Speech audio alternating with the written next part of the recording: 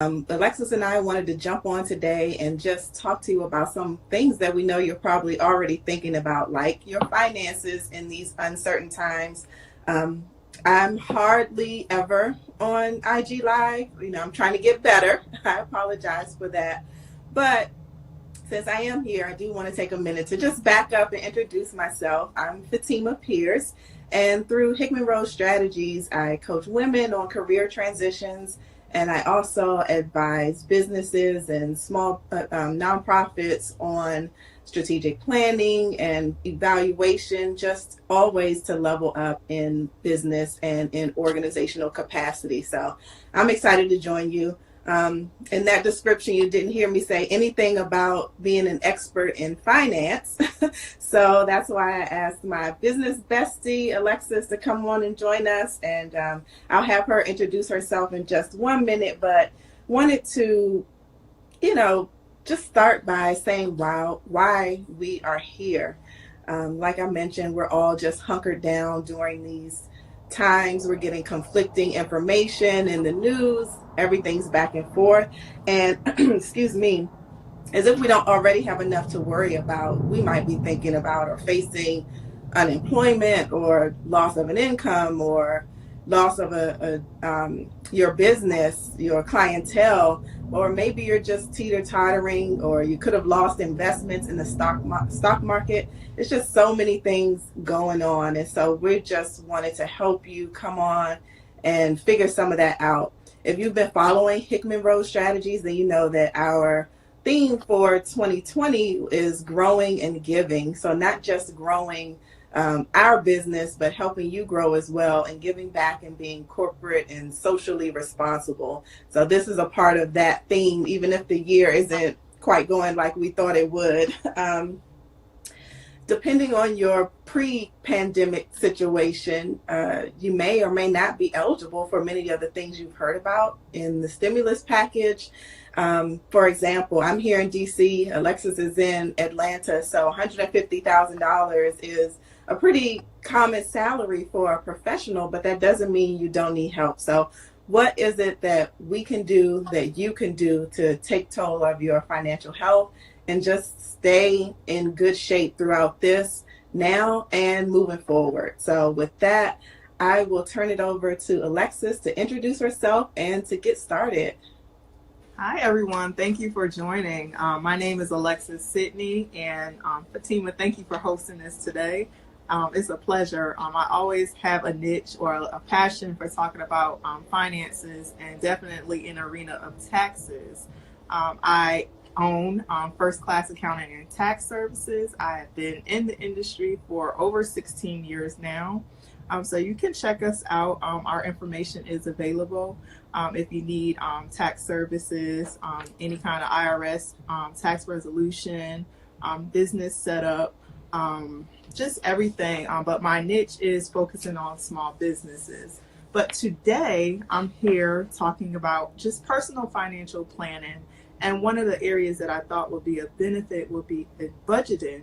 I'm considering what's going on right now, this coronavirus. A lot of us are self-quarantining or in the house, or, our lifestyle and what we're used to has changed dramatically by force. It's not a situation where we just decided that, okay, well, today I woke up and I'm just going to stay home. No, a lot of us have to stay home.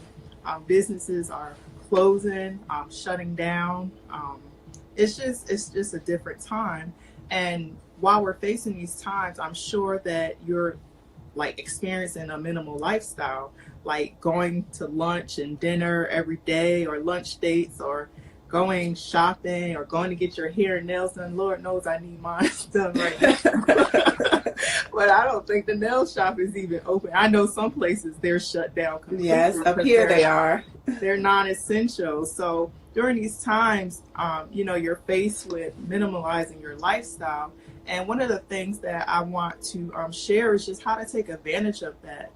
Right now that we're reducing our expenses because we're forced to, but once, the coronavirus is going to be over with, I'm speaking that very soon, hopefully, and we'll be able to go back to our normal lifestyle, that we can take some of the experience that we have going through during this time and be able to level up on savings.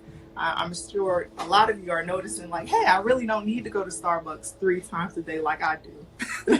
Or I can make my lunch and I can take it to work. I don't have to go out for lunch. Or even dinner with all of these groceries I'm sure some of us have stockpiled in our homes. We can cut costs. And that's some of the things that, I want to kind of focus on today. So 3 successful steps for budgeting and planning is 1, the knowledge. You have to know what you're planning for. 2 is taking action steps. You have to take action. A lot of us will say we have a budget. Lord knows I have when I look at every month. But you have to take action on it. It can't just be sitting on your computer work desk and not utilized. And also you have to develop good habits. Like you have to set times when you're going to look at it once a week. If you're married, is your spouse going to be involved, which they should be, and set the structure of developing good habits to be able to manage your budget. So one of the questions I want to ask is, where do you stand with budgeting if you don't have one in place right now? And do you know your debts? I know I guess you can type. But if you don't, those are the questions that you need to ask yourself. Another thing, do you know your net worth? I know Beyonce's net worth. But these are the things that we should be knowing. We should know, like, what do we owe versus what do we own, to be able to develop and determine what our net worth is. So that's one of my challenges to you, to figure that out. Some other tips that you can take advantage of at this time is start a budget if you're not doing one, and make it realistic with goals for you and not an aggressive budget. A lot of times we get gun-ho on things and something just comes in the atmosphere and it's just like, okay, I'm going to start it now and I'm going to do this and I'm going to set these hard goals. And then it's like a week or 2 later, it's like, ugh, whatever. So make it realistic for you. Make it something that you're able to achieve, something that's measurable and within reach, so that you'll be able to manage it. Also, just start tracking your income. We do have some tools available for you all to do that if you're interested in, and some budgeting tools and resources that we will share soon. But know your income, track your income. If you have side businesses like I do, in addition to a 9-to-5, track the side income. Be accountable for it. Know what's coming in, know what's going out. And then just look at your expenses during this time, and determine what's required in your life. We know necessities, we know we need our utilities, we need, school, childcare. That's a necessity for me, and I need that. But and also determine plan for unexpected expenses. If your car break down, I need to purchase a new auto. Not that mine's broke down, but I need one. And that's unexpected because it's not something that occurs from month to month. So we should be tracking those things. And I challenge you to just kind of take a deep dive into your expenses and see what you all have coming out of your house. What expenses, what's required, what's unexpected, what's just wants versus needs. What are some things that you can get rid of or just, minimalize as we move forward past this corona situation? And make adjustments to your budget. If you're making more money, then save more. Don't spend as much. If you're in the red and something's not right with your budget, you may need to cut some stuff out and be able to save more money. So also just consider aligning your finances with your priorities.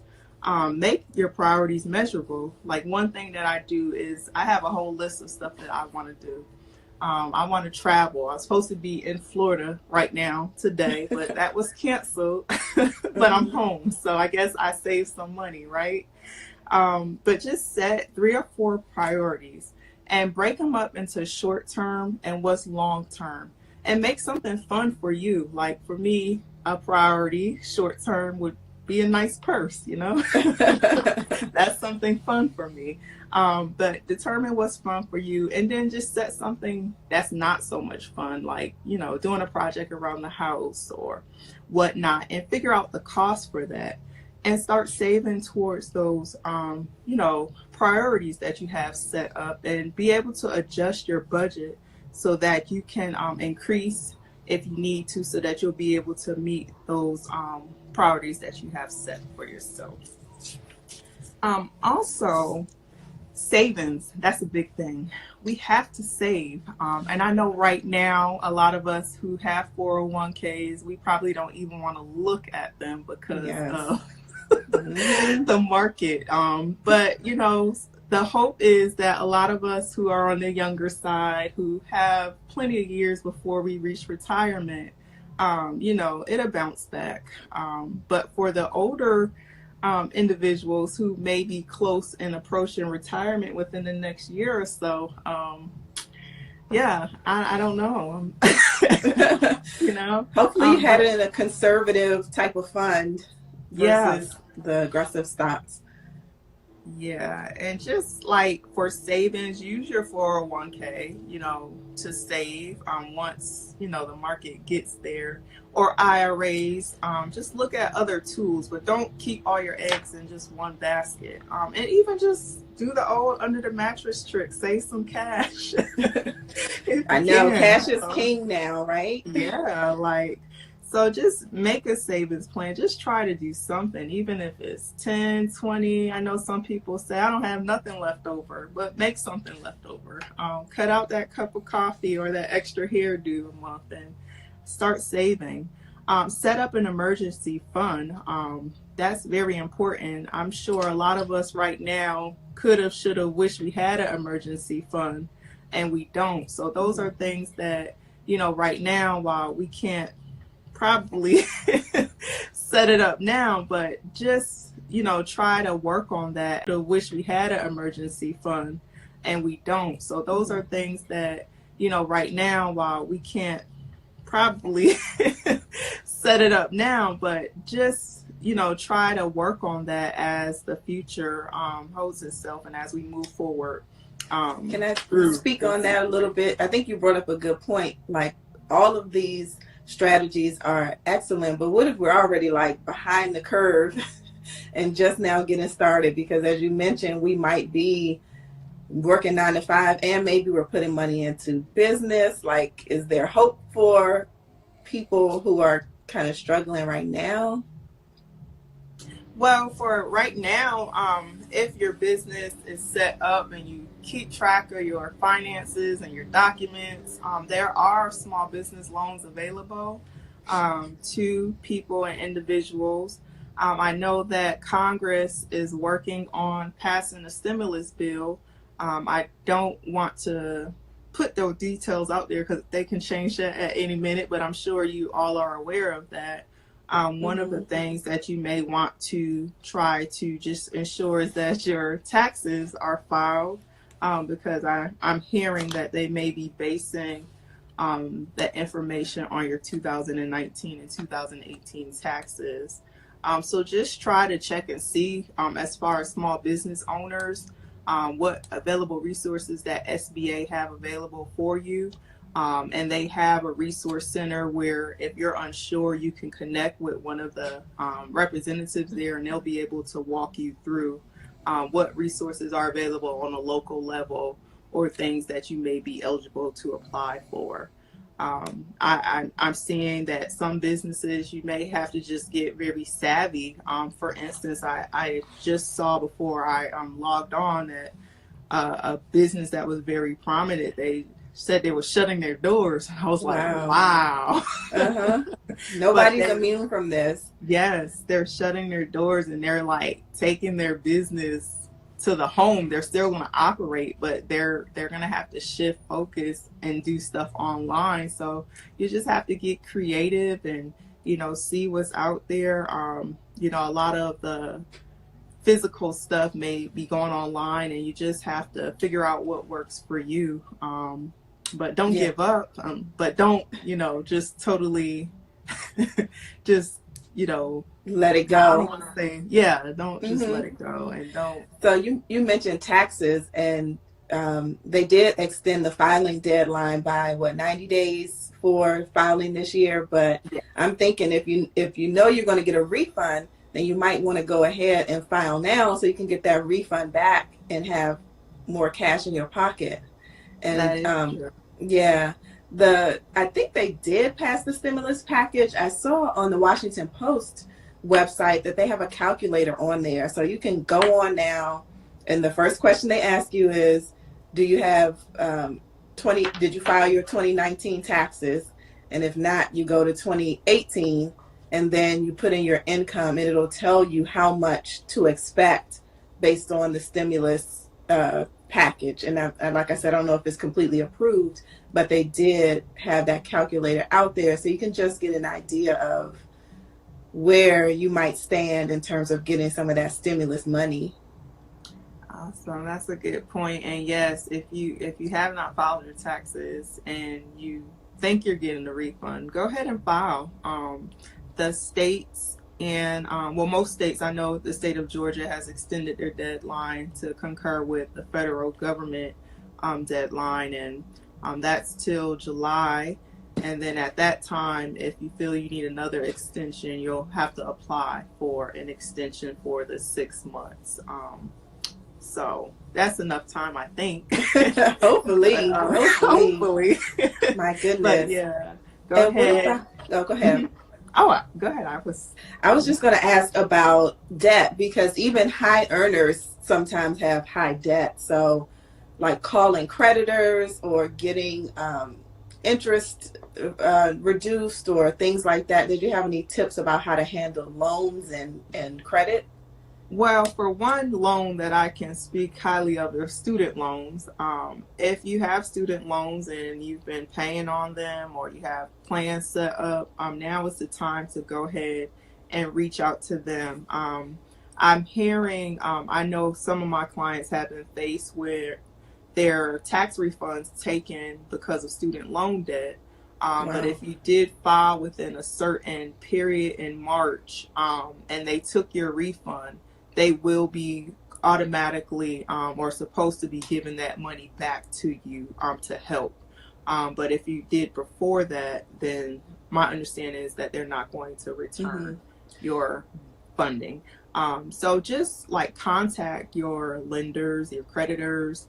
They're all aware of the situation. They're willing to help. I'm not sure about mortgage companies yet, but I'm sure Yeah. they have something available. So just get on the phone and call people, even if you may not be in a pretty bad financial situation, but take advantage of the opportunity to be able to reach out and just see if you can lower some of your interest rates, or Mm-hmm. you can get some late fees waived, or whatever the case may be, to Right. help you during these times to be able to have access to extra income.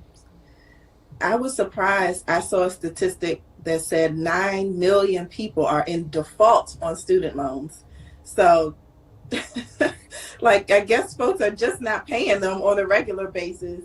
Um, and it takes 1 year to get to the default status, but 9 million people are at that point where they're defaulting on student loans. So, you definitely don't want to do that, particularly if you're in business or if you're a careerist, if you're trying to get a government job or you're trying to get a government contract. You cannot do any business or work for the government at all if you default on your student loans. So make those priority, like number one. And I guess too, it's good to mention about prioritizing anyway. If after you call those creditors, maybe not all of them have something for you, but the ones who do, you can move those to the bottom of the list. But the ones you have to keep paying, go ahead and keep paying, because you need to protect that credit score at all costs, really. Um, and And yeah. just to piggyback on student loans, they're one of the easiest loans to be able to defer or put in forbearance, or it's just so easy. So just I don't know if people just don't know that. Maybe we need to do Yes. something solely on student loans and how easy it is to not get into default with student loans in the future. I couldn't believe that. Yeah. But thinking too about business for a second, especially here on Instagram, there are a lot of people saying, okay, now's the time to hustle in your business and make new products and make new services or start that business that you always wanted to start, which I think is certainly good advice, but I don't want people to be misled because it takes a while to receive fruit from that labor, Yes. or you might have to put money into doing some of those things. So while it is great to want to do new things at this time, you have to sort of uh, keep pace and keep afloat where you are, and ease into some of those other ventures because they do take time as well as money, and you don't want to get into a further situation trying to be, girl CEO real quick.